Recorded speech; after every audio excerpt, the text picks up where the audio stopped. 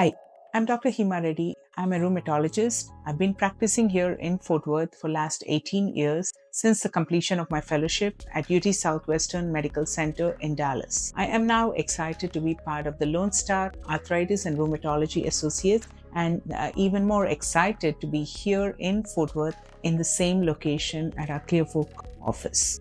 Today, I will be covering some topics about gout, its diagnosis, its presentation, and treatment and management. So gout is a condition caused by deposition of uric acid crystals in any parts of the body. It is usually detectable outside, mostly in the joints, which is presenting as a red, swollen, inflamed joint, but it can also be accumulating in the kidneys or the heart and cause damage even there. So usually in the joint, it presents, as I mentioned, as red swollen joint, but it can also accumulate as white chunky crystals called tophi. These tophi are implicated in the damage of gout.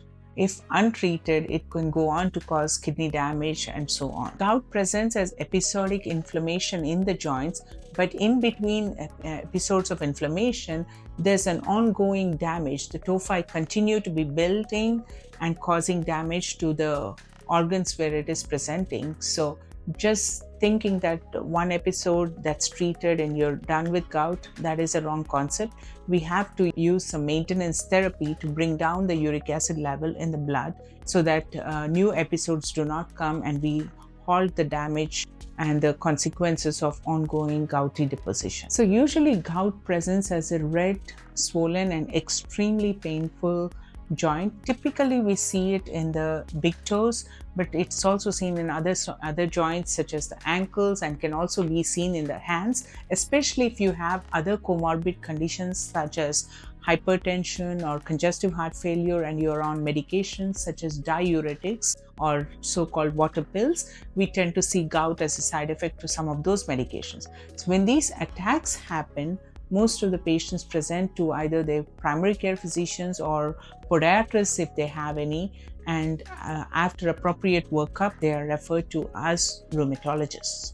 When a rheumatologist sees a patient with gout, we also want to make sure there's no other confounding disease such as rheumatoid arthritis or psoriatic arthritis. So we do appropriate lab workup and imaging testing and then confirm the diagnosis and start the treatment for gout. Gout is categorized into two different forms. One is an acute attack when the patient presents with an acutely painful swollen joint. So during an episode, we work on bringing this inflammation down and we use medications such as colchicine and if it's appropriate, high doses of anti-inflammatories and steroids if necessary to bring down the flare of gout.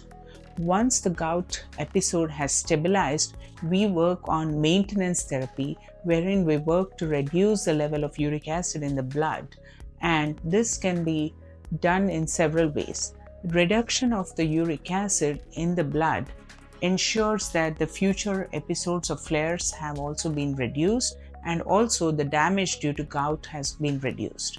So we work on reducing the uric acid by using medications such as allopurinol or febuxostat, both of which are tablets. They work on reducing the formation of new uric acid, whereas there's also an IV formulation that's much newer that's called Krystexxa.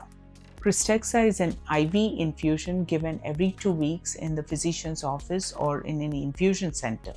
This works on destroying or dissolving the tophi that have formed, and in the process it reduces the uric acid burden in the body and reduces the damage due to the uric acid crystals. That is in a nutshell the treatment of gout.